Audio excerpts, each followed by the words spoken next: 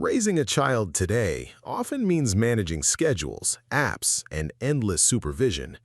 In 1960, resilience was built through responsibility.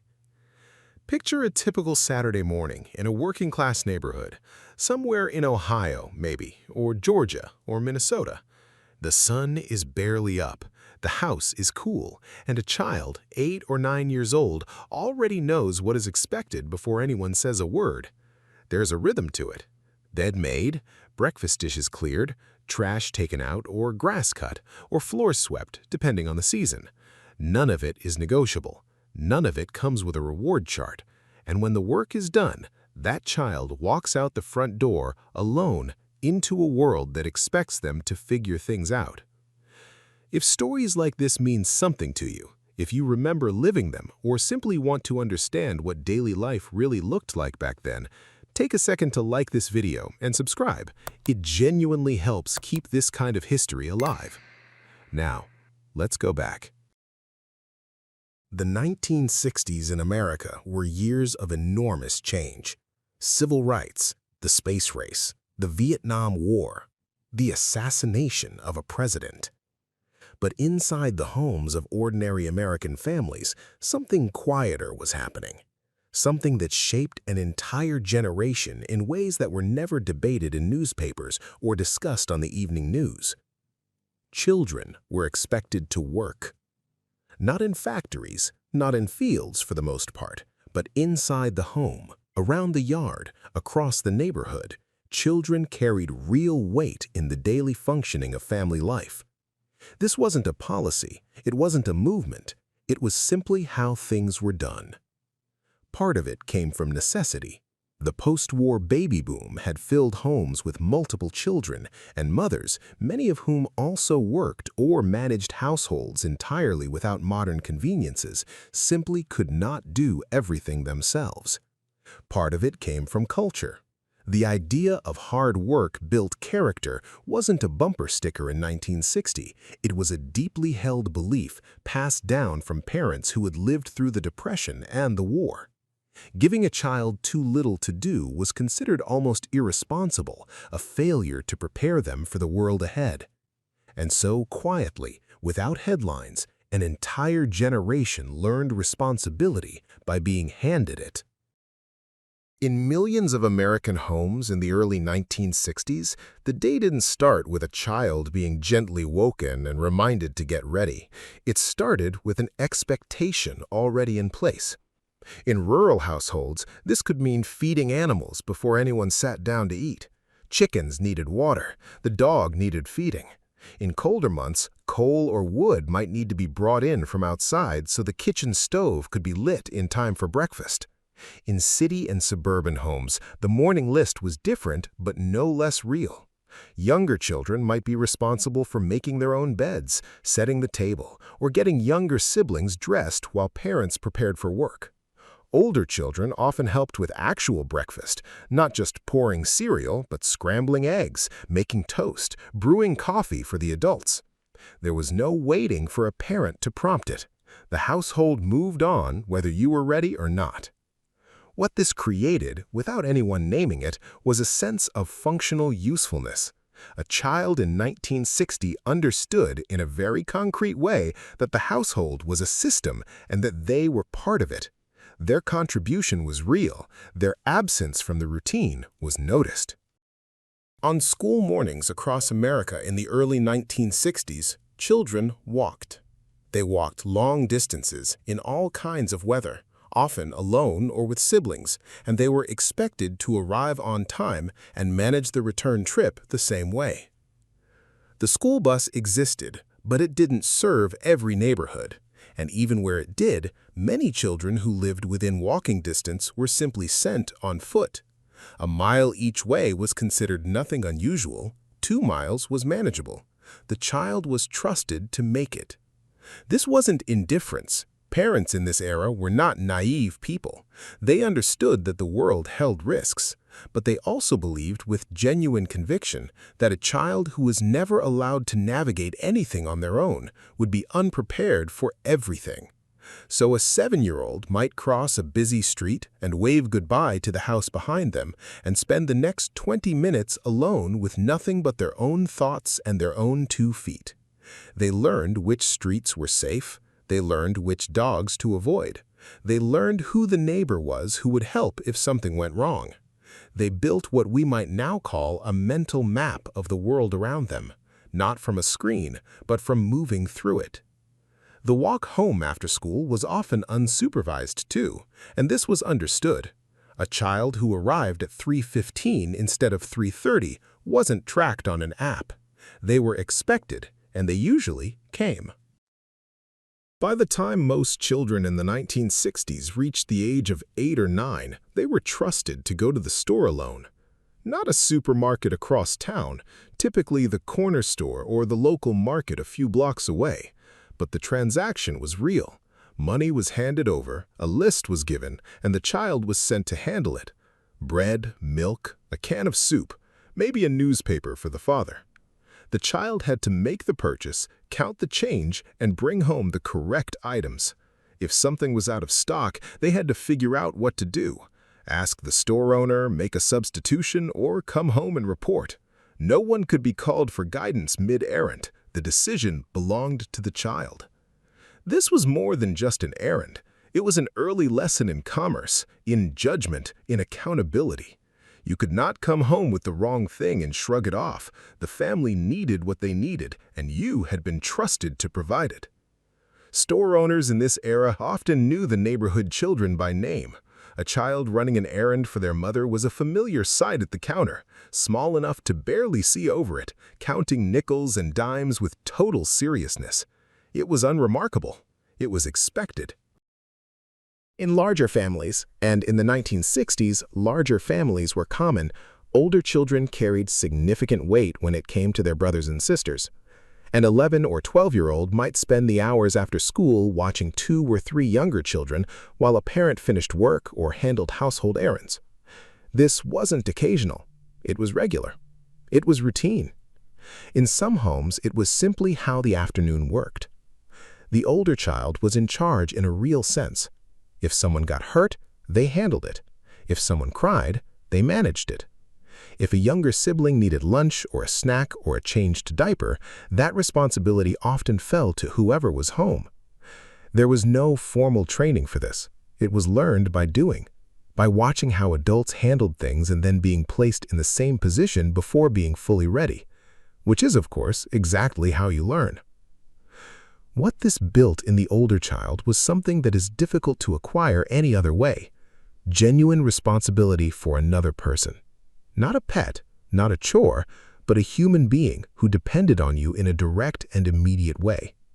The weight of that responsibility was not symbolic. If you got distracted and something went wrong, something went wrong. That reality had a shaping effect. By the mid-1960s, the paper route was one of the most common first jobs in American boyhood. It was not glamorous. It was not optional once you committed, and it taught things that no classroom could replicate. A boy with a paper route was up before dawn several days a week. He folded papers himself, loaded them into a canvas bag that grew heavier as he walked, and covered a designated area of the neighborhood before school. Rain didn't change the schedule. Cold didn't change it.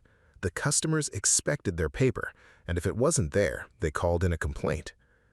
Beyond the paper route, children in the 1960s often found informal work throughout the neighborhood: mowing lawns for neighbors, shoveling snow, washing cars, picking fruit in the summer for households with gardens, helping elderly neighbors with tasks they could no longer manage alone. This work came with modest pay, a few dollars, sometimes less, but that was beside the point. The financial lesson was real.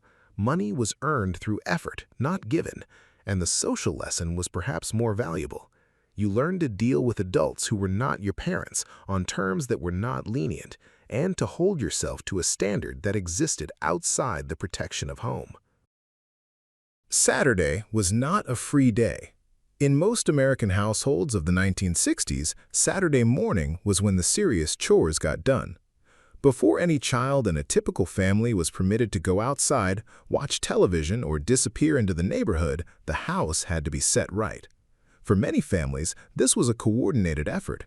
Each child had a role based on their age and ability: vacuuming, dusting, mopping floors, cleaning bathrooms, taking out trash, helping with laundry. The television, that great new presence in American life, was not switched on until the work was complete. This was non-negotiable in countless homes. The screen was the reward, not the starting point. And what that structure quietly communicated to a child was this: before you rest, you contribute. Yard work was part of it too, especially in suburban homes where the lawn was a point of neighborhood pride. A boy who reached 10 or 11 might be handed the push mower, and in the early 1960s, before power mowers became standard in every garage, this was actual physical labor. He pushed that mower back and forth across the yard in the summer heat until the job was finished, and no one came to check on his progress. Girls in this era typically carried a different and often heavier domestic burden. The kitchen fell largely to them. Dishes, cooking assistants, learning to bake, helping their mothers with tasks that would be expected of them in their own households someday. The expectations placed on girls carried their own weight, a different set of responsibilities, but no less real. There is a specific kind of quiet that a child comes home to when the house is empty. By the early to mid-1960s, increasing numbers of mothers were entering the workforce. The image of the stay-at-home mother waiting at the door with a glass of milk was a reality in many homes, but not all. In working-class neighborhoods especially, both parents often worked, and that meant that children came home to empty houses. They were called Latchkey kids, named for the house key worn around the neck or tucked into a coat pocket. The responsibility was simple but total. Let yourself in, lock the door behind you, don't burn the house down, and have something ready when the parents came home. A child in this situation was, for several hours each day, entirely self-governing. They managed their own time, their own hunger, their own homework. In some households, they were also expected to start dinner, peel potatoes, defrost something, set the table. There was no adult to remind them, no one checking in, no structure imposed from outside. And what they learned over years of those quiet afternoons was how to be alone without being lost. These weren't isolated experiences. They were the lived texture of childhood for the majority of American children in the 1960s, from the coasts to the heartland, from suburb to small town to rural county. Surveys and sociological research from the era consistently found that household chores and family responsibilities were nearly universal among school-aged children. A 1968 study by researchers at the University of Michigan's Institute for Social Research found that children in American families spent more daily time on household tasks than children in most other developed countries surveyed at the time. The culture reinforced it at every level. School curricula in the 1960s routinely included home economics for girls and shop class for boys, formalized instruction in practical domestic and mechanical skills that were assumed to be necessary for adult life. The Boy Scouts and Girl Scouts, both near the peak of their national enrollment during this decade, built their entire value systems around self-reliance, practical competence, and service to community. Pediatricians of the time, including Dr. Benjamin Spock, whose book Baby and Childcare had become one of the best-selling books in American publishing history, encouraged parents to involve children in household work as part of healthy development. Spock, often mischaracterized as purely permissive, was clear that children needed to feel useful and that responsibility was essential to their sense of self-worth. The cultural assumption running beneath all of this was straightforward. A child given nothing to do would grow up capable of nothing. Contribution was not optional. It was the baseline. But here's the part people rarely talk about. It wasn't all clean and simple. It wasn't all character building and straightforward lessons. Some of those responsibilities were heavy in ways that a child should not have had to carry. And some of the resilience that came out of this era was built on top of things that were genuinely difficult. The latchkey child who came home to an empty house every day learned independence, yes, but they also spent years without the kind of consistent adult presence that children need. Some of them were fine. Some of them were lonely in ways they didn't have the language to name. The older child, who spent her afternoons raising her younger siblings, learned responsibility and patience and how to manage small crises.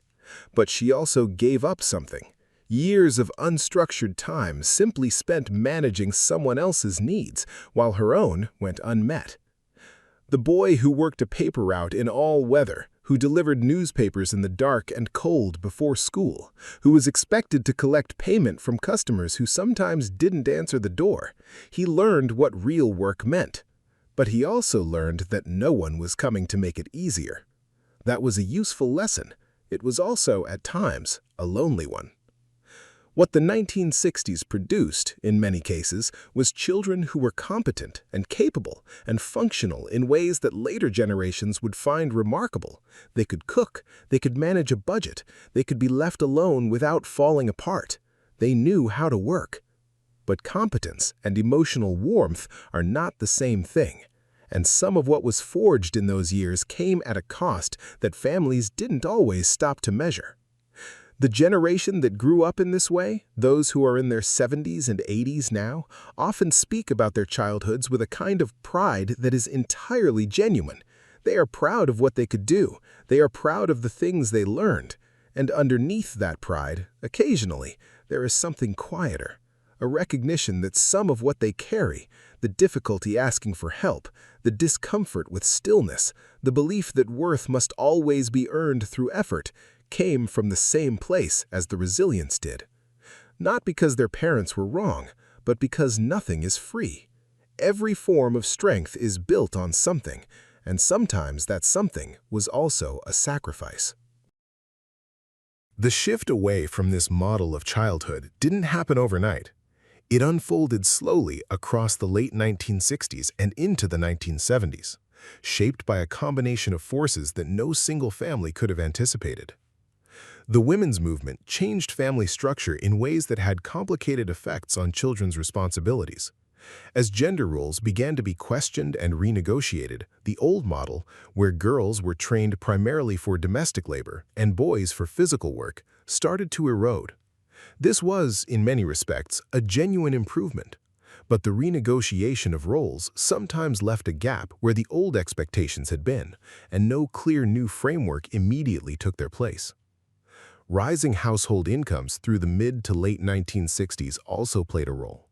As more families climbed into the middle class, the hard-edged necessity that had driven much of this responsibility began to soften. Children were less economically needed in the functional sense, and as that need decreased, the expectation decreased with it. By the early 1970s, the first signs of a new childhood were visible. Saturday mornings were increasingly free, afternoons increasingly empty of obligation. The latchkey experience persisted in working-class homes, but the sense of a child as a genuine contributor to the household mechanism was beginning to fade into something more optional, more negotiated, more optional still.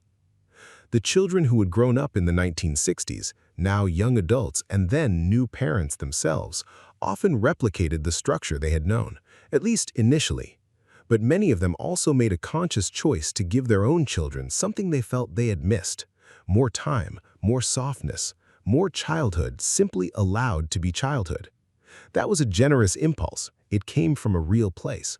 And like all generous impulses made in response to one's own experience, it carried its own unintended consequences.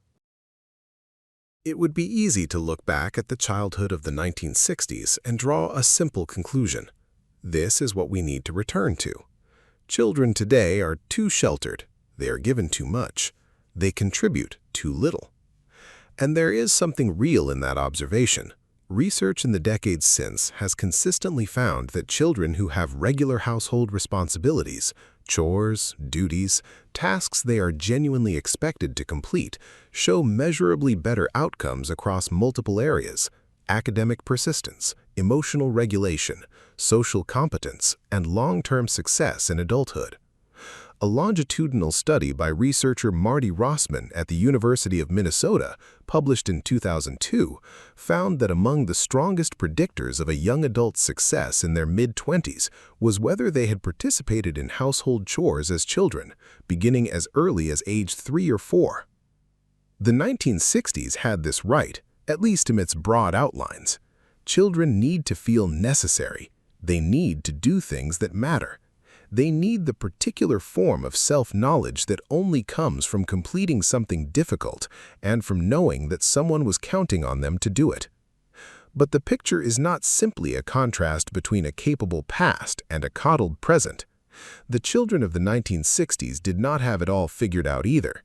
They often lacked something we now better understand children need: the clear, consistent message that their worth is not contingent on their productivity, that they are loved not because they swept the floor or ran the errand or watched the baby, but simply because they are. What the best of this era offered, at its most genuine, was a childhood in which children were trusted. Trusted to walk somewhere alone, trusted to run an errand, trusted to manage themselves for a few hours, trusted to contribute something real. That trust, when it was paired with warmth, when it existed inside a home that also had love in it, built something durable. The question worth sitting with isn't which era had the right answer. It's what of this we might choose to carry forward and what we might, with clear eyes, finally let go. If you were a child in the 1960s, you know this world in a way that no amount of research can fully capture. You know what it felt like to come home to a quiet house and handle it. You know the weight of that paper bag over your shoulder on a cold morning. You know what it meant to be handed real money and trusted to come back with the right change. You know the particular exhaustion and the particular pride of a Saturday morning finished. Drop a comment and tell us what you remember. What was your responsibility? What did you carry? What do you think it gave you? And what, if anything, did it cost? Because these aren't small stories. They are the details that tell us who we were, and in some ways, who we still are.